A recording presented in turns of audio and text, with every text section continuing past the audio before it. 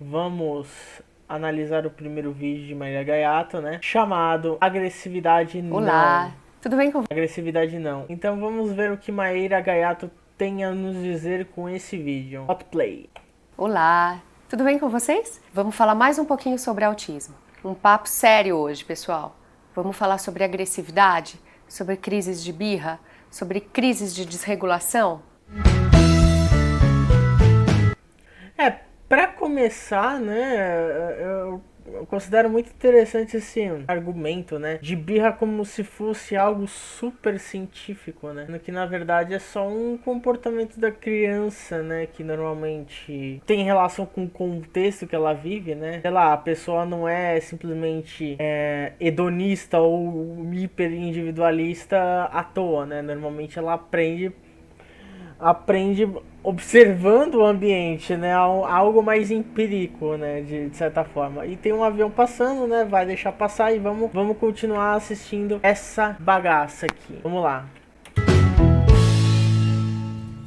E a agressividade faz parte do autismo? Não. A agressividade não faz parte do quadro. Não está lá no livro como critério diagnóstico para autismo. Lembra? Nos outros vídeos a gente já falou sobre isso. Autismo é definido por dificuldade nas habilidades sociais, inadequação social, interesses restritos e estereotipados e atraso de linguagem. Isso aí essa questão de atraso de linguagem já meio que tá caindo por terra. Entendo que o vídeo foi publicado há 6 anos atrás, mas naquela época já existia o DSM-5, né? Pra quem não sabe, né, vou apresentar DSM-5, é o livro, é o manual médico muito usado nos Estados Unidos e ele, pelo menos pro espectro autista, ele é muito usado como base para CIDs mais novas. A CID é Código Internacional de Doença. Então, no DSM-5 já meio que estava caindo por terra esse atraso de linguagem, tanto que na CID-11, né, que é o Código Internacional de Doenças, volume 11, já não tem tanto isso. Sim, é uma característica, mas não é basilar do espectro autista, que existe sim, né, principalmente levando em conta o modelo biomédico, dificuldades nas habilidades sociais, né, e interesses restritos e repetitivos. Nem vou questionar tanto agora o termo usado de estereotipado, né? Mas que são duas principais características para critério diagnóstico. Qual é o rolê? É que os interesses restritos e repetitivos, né? Basicamente são interesses focalizados e as dificuldades nas habilidades sociais, né? Não tem tanto a ver com o indivíduo, né? Aí que o modelo social, a deficiência, contrapõe esse modelo biomédico justamente porque ele questiona essa dificuldade.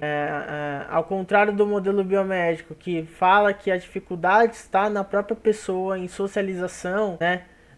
Em comunicação, seja lá qual o termo que usem isso.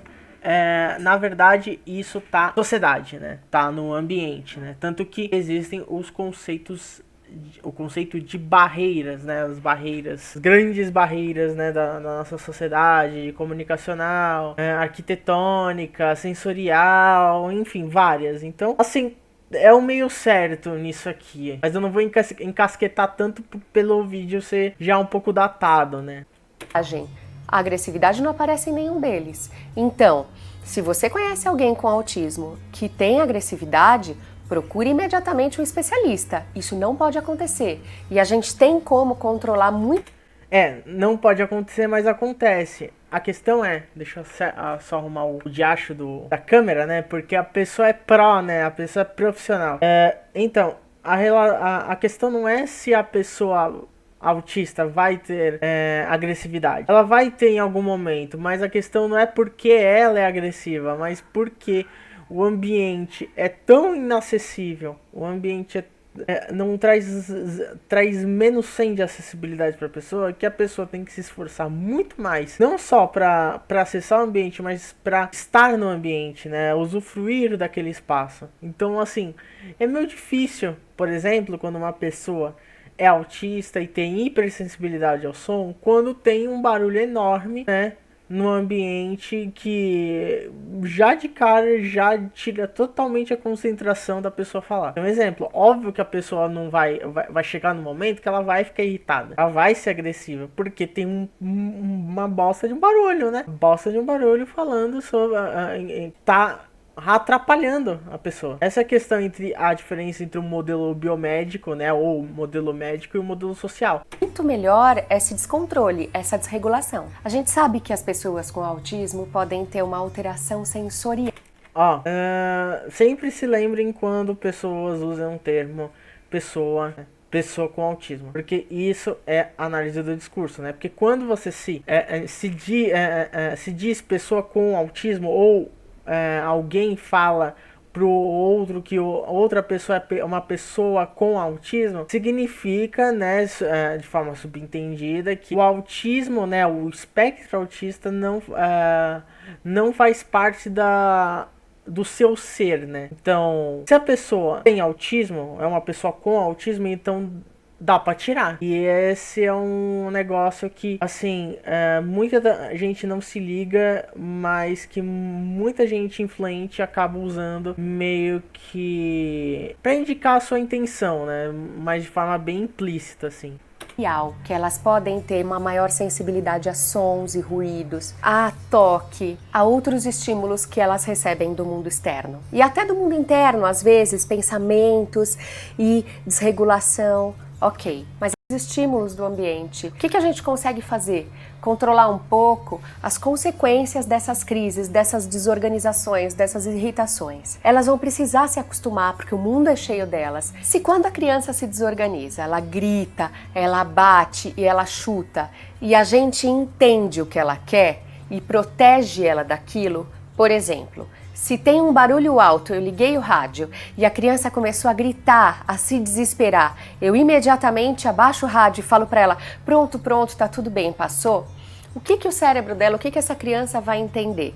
Que a birra, que o grito, que ela bater, funcionou para se comunicar. Porra, Maíra, isso é birra? Quer dizer, sabe? Então quer dizer que se a pessoa, por exemplo, o pai ou uma mãe de uma criança autista começa a ter um princípio de crise sensorial e esse pai ou a mãe do autista, né, da criança autista, abaixa o som ou desliga pra proteger a criança autista de uma crise, isso é birra? Não faz sentido. Não faz sentido falar que é birra. Não tem como falar que é birra. Tá protegendo a criança. Quer dizer, então, que a criança tem que, sei lá, aguentar o som, e sendo que ela tem hipersensibilidade ao som, né? A volume, sei lá, hipersensibilidade ao som, e ter que aguentar uma crise sensorial. Tem que passar por esse tipo de violência. Qual é a tua, Maíra?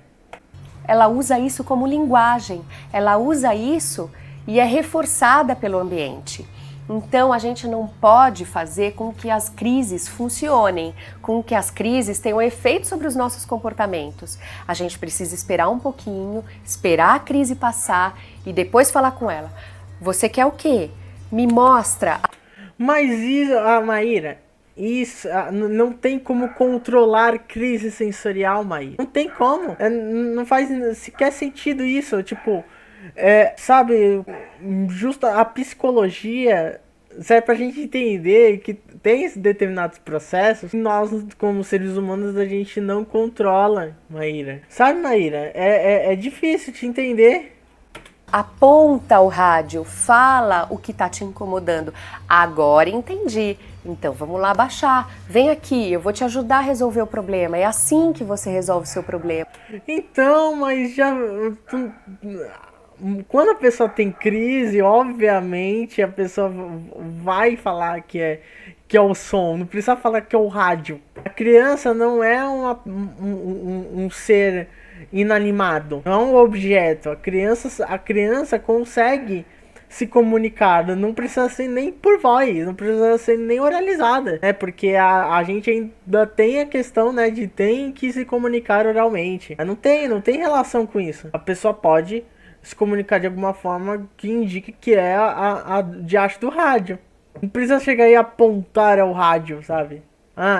Esse é o rádio. Sei lá, ninguém é um adulto formado pra chegar a apontar que é rádio. enfim. Abaixando o volume e não gritando ou batendo nas pessoas. Se a criança aprende essa forma de se comunicar com agressividade, ela vai levar isso para a vida adulta e vai ter uma inadequação social maior ainda do que ela tinha na infância.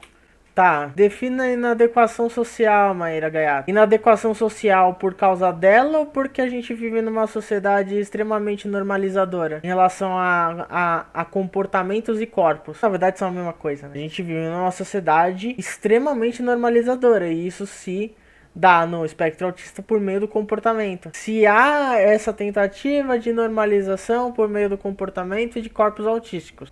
E isso é muito sério, porque pode até impedir ela de viver em sociedade. Então, procure... Porque a sociedade não quer que essa pessoa frequente a sociedade. A sociedade que é, né, um conjunto de ideários que são ideários feitos pela classe dominante, né, feitos pela elite, a elite, né, econômica do nosso país, querem fazer com que corpos desviantes dessa norma, né, comportamentos desviantes dessa norma sejam separados da sociedade. Isso aconteceu dentro do guarda-chuva da deficiência desde sempre, Maíra. Pessoas com deficiência, pessoas autistas foram historicamente tratadas de forma a serem escondidas da sociedade. O que foi o movimento das APAES? O que foi, por exemplo, o Hospital Colônia? O que foi, por exemplo, no caso bem mais recente,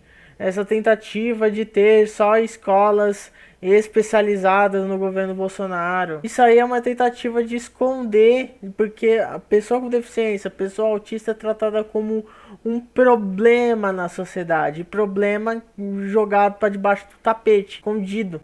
Procura um especialista, cuida disso, tem remédios que ajudam muito a organizar essas crises de impulsividade, de irritabilidade. Exatamente. Usa remédio pra a criança não encher o saco, sabe? A criança não atrapalhar a vida dos adultos, a vida da sociedade. Taca remédio, taca lurazidona, taca Haldol, taca, sei lá, uns inibidores de humor da vida, taca antipsicótico. A criança parar de encher o saco. A gente tem muitos recursos, além da terapia comportamental, do ABA, que, como eu já disse nos outros vídeos, como eu já disse em outros vídeos, né, no meu canal, é uma pseudociência e uma prática que normaliza corpos, né? Ou seja, uma prática eugenista, né? É a melhor terapia, a que tem comprovação científica para isso. Melhor da onde, né, Maíra? Tem técnicas também para acalmar as crianças. Então procura um profissional especialista, procura a equipe que atende o seu filho e busca as dicas dos especialistas de como acalmar essas crises, ok? Um beijo, tchau, tchau! Até o próximo. Aí, um vídeo desse tem 74 mil visualizações. Aí o meu canal, que fala sobre espectro autista, tem... Se chegar a 1000 é muito. É triste isso, é triste.